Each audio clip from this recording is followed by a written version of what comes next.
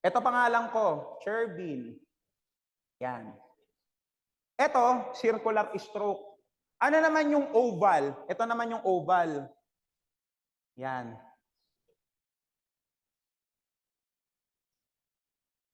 Yan. Yung letter E ko, pag ganito, straight. Ito naman, pag ganon. Okay? O, may mga ganyan tao, ha? Oval. Ano naman yung yung angular? Pag angular naman, ganito magsulat. Yan. Diba? May mga ganyan. Ang tawag natin dyan is what we call the 3 types of stroke in writing. Mamaya di-discuss ko yan. So ngayon, nagduda ka kung sulat kamay mo ba talaga to or hindi. Anong tawag doon? Question document. Automatic ba, peke? Not yet. Kailangan mag-undergo ng Kailangan mag-undergo ng question document ng tinatawag nating QD examination. Ano ang other term ng examination? Sa board exam, ang term na ginagamit, scrutiny. Yan. Scrutiny. So pag tinanong kayo sa board exam, what are those documents wherein it is doubtful in nature and being undergoing scrutiny? Pag sinabing scrutiny, ine-examine mo yung dokumento kung peke or hindi. Ang tawag dyan, question document. Pangalawang definition na pwede nyo makita sa board exam, there is an issue that has been raised. Okay? Issue that has been raised. Ibig sabihin, merong issue o merong pagdududa o merong question na lumitaw habang pinag-aaralan mo ang dokumento. That is what we call question document. Malinaw po ba? Hello? Hi? Do you follow? Tanong, sir, saan ka kukuha ng ebidensya para mapatunayan mo kung ang isang dokumento ba ay questionable or hindi? Kukuha ka ng evidence as an example or for comparison purposes saan? Sa standard document. Do you follow? Hello? Are you still with me? Very good. Okay? What I'm trying to say here is that, paano natin malalaman kung ang dokumento ay talagang questionable? You have to compare it with a standard document. Kaya nga ang other term ng standard document ng mga lawyers at ng mga judges, ang other term nila dyan ay exemplar. Okay? Anong ibig sabihin ng exemplar?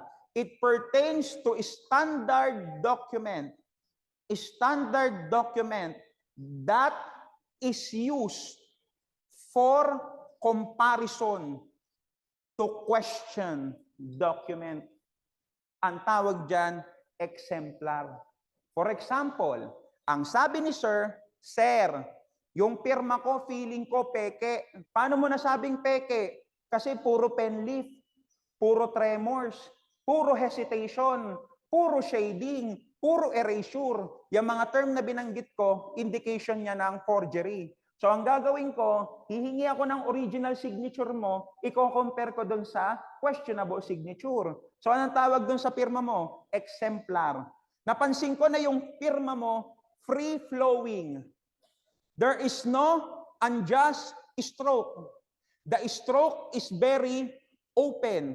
The stroke is very natural. So pag napansin ko na sobrang magkaiba yung description niya, ibig sabihin yung dokumento mo ay peke. Matatawag mo pa bang question document kapag ang dokumento ay peke? Hindi na. Dalawa ang report na ibibigay mo sa investigator. Kapag ang dokumento na questionable, napatunayan mong genuine, anong ire-report mo sa investigator? Genuine. Okay? Napatunayan mo, sir, ikaw naman, sinasabi mo na peke yung pirma mo, hindi naman. Siguro, sir, nakalimutan mo lang na may pinirmahan kang dokumento nung nakaraang linggo na wala lang sa isip mo. Akala mo, may nanggaya ng pirma mo, hindi mo lang maalala na may pinirmahan kang ganyan dokumento last week. So ngayon, napatunayan natin na ang question document ay totoo pala, ang ire-report mo, genuine. Paano kapag not genuine? Upon examination, napatunayan natin na peke yung dokumento. Anong ire-report mo sa investigator? Not genuine. Anong ire-report mo? Depende sa style o depende sa in-examine mong document. Kapag pirma ang peke, ang report natin, forge. Kapag handwriting ang pineke, ang ire-report mo, falsified. Kapag pera ang pineke, ang ire-report mo, counterfeit. Kapag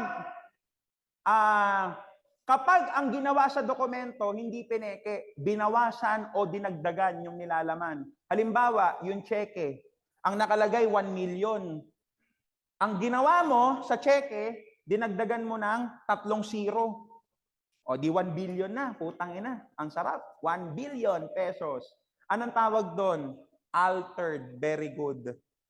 Okay? Mamaya i-discuss ko yung altered document. Pag sinabing altered, it could be either deleted or addition. Nagkaroon ng addition or deletion. Okay? So ano mga i-report mo sa investigator? Anong ilalagay mo na technical report? Kapag genuine yung dokumento, hindi naman talaga peke, genuine. Pag peke, depende sa report o depende sa examination o sa findings mo. Kapag ang pirma ang napeke o pirma ang peke, forge. Pag handwriting, falsified. Pag pera, counterfeit. Kapag naman dinagdagan mo o binawasan mo yung nilalaman ng dokumento, altered. Okay? Parang damit. Pag bumili ka ng damit, ay masikip. Anong gagawin mo? Babawasan mo yung tela. Ang tawag doon, alter. Di ba? Do you follow? Hello? Hi? Malinaw yan, ha? Ito ang problema, mga kapatid. Makinig, ha?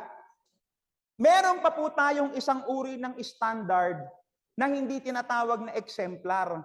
Anong tawag natin doon? Ang tawag po natin doon sa isa pang tinutukoy ko sa inyo is what we called reference collection. Anong ibig sabihin ng reference collection? It pertains to the compiled or group of standard used to compare with question document. Ano daw?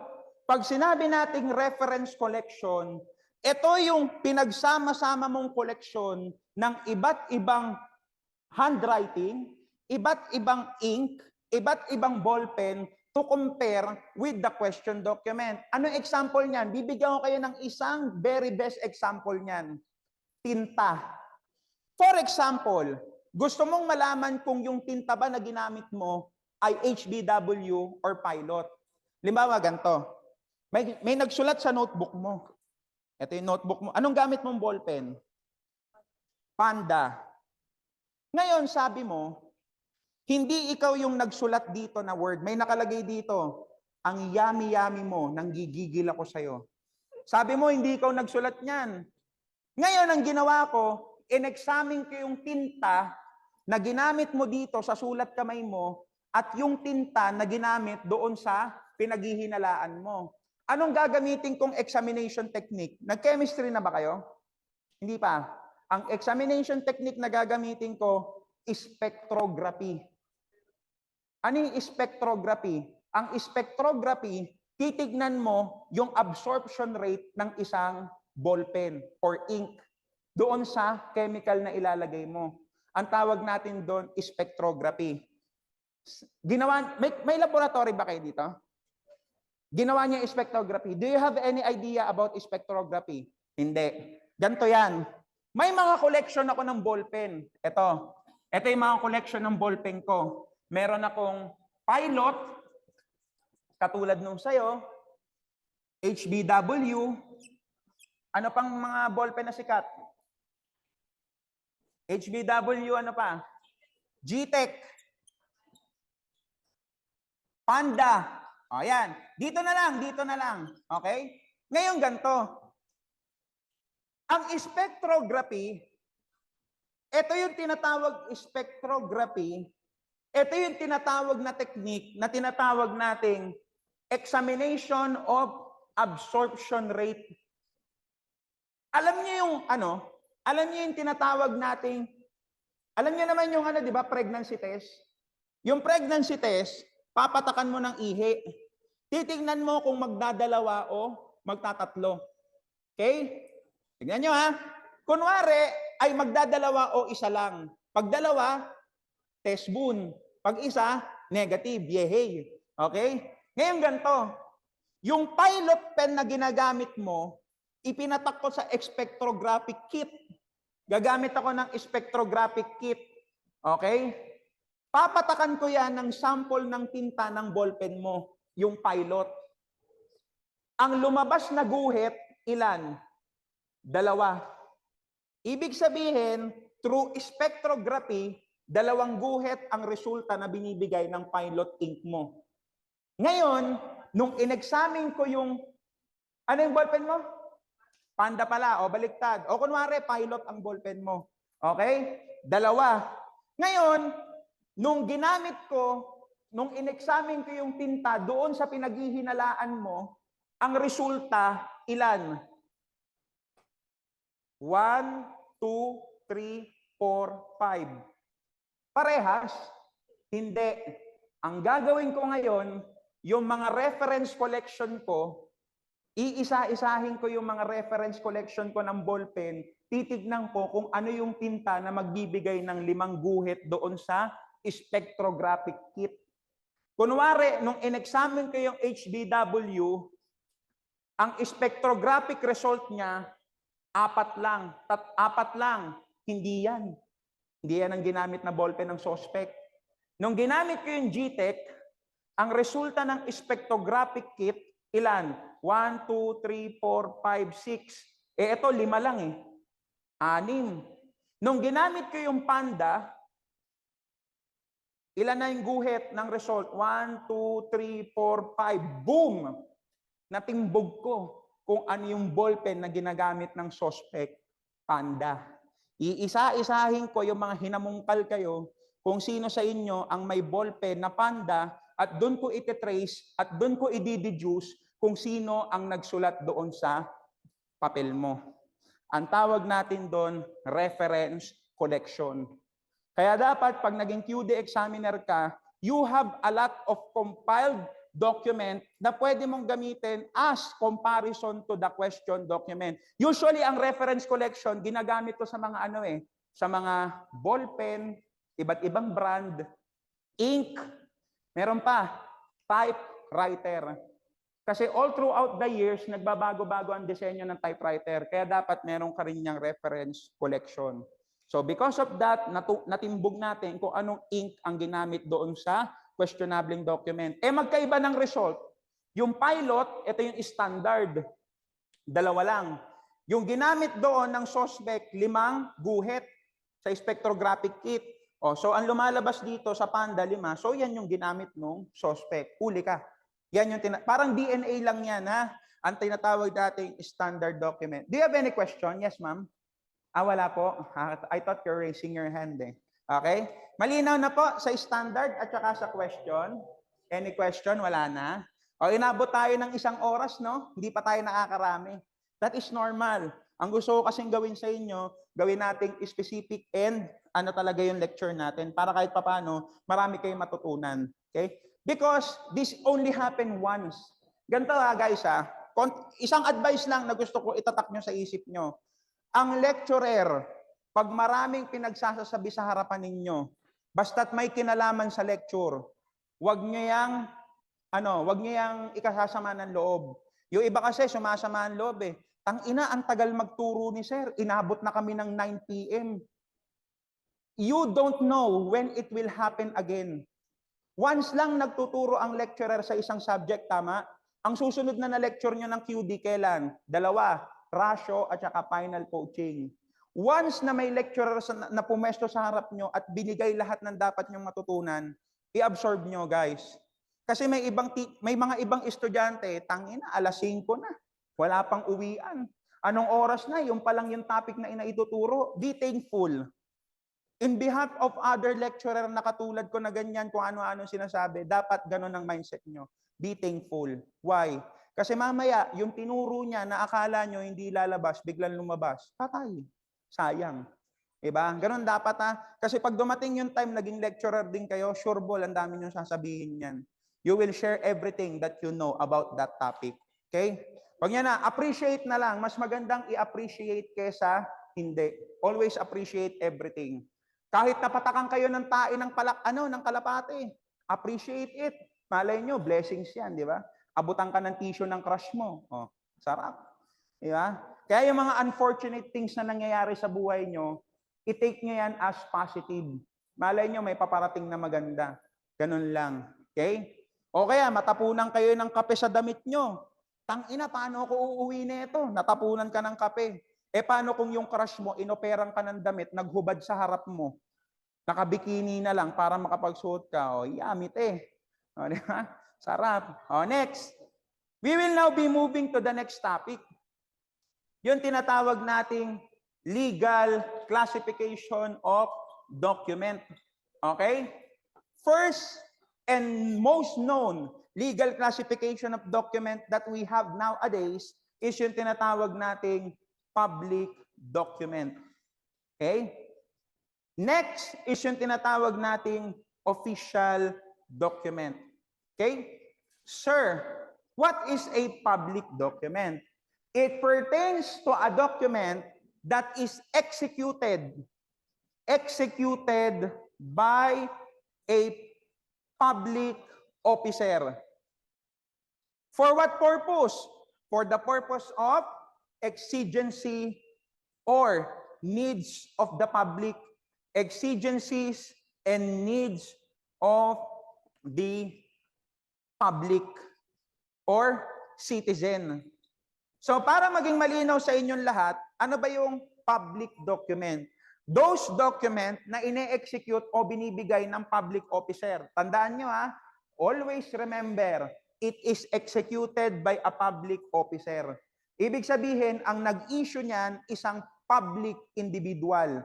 Either elected by law, elected by the public. Una ha, ano ba yung mga public officer? Una, hired through election.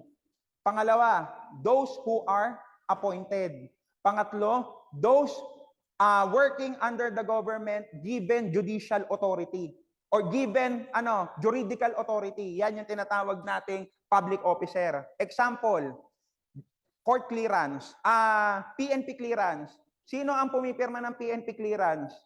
Ang pumipirma niyan ay hepe ng, ikaw tanungin kita, okay?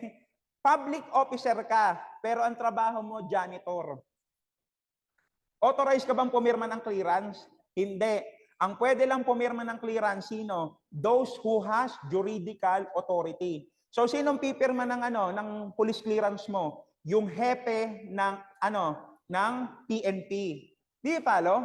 Pati yung ano yung LTAP, license to operate firearms. Sinong pumipirma yan? Patrolman ba? Patrolman is just a subordinate. It has no juridical authority. So pag sinabi nating juridical authority, those higher official who is given authority to supervise the specific area. So ang pipirma po niyan ay sino? Yung hepe ng PNP. Sino bang chief ng PNP ngayon? Nako, nakalimutan. Sino? Si? Okay, very good. Okay? Chief PNP. Acorda. Siya yung pwedeng pumirma. Siya lang yung authorized. Ang tawag natin doon, public document. Tanong, bakit kita binibigyan ng ng firearms to license to carry firearms? Kasi kailangan mo. Do you follow? Ikaw ba ma'am, pag nag-apply ka ng nag-file ka ng examination sa PRC, anong requirement ang kailangan mo? Kailangan mo ng RTC, Municipal Trial Court, at saka Fiscal Clearance. Sinong pumipirma niyan? Yung hepe ng ng Fiscal Prosecution, yung hepe ng Regional Trial Court, at yung chief ng Municipal Trial Court. Sila ang pipirma. Ang tawag doon, public document. It must be executed by public officer. Ito,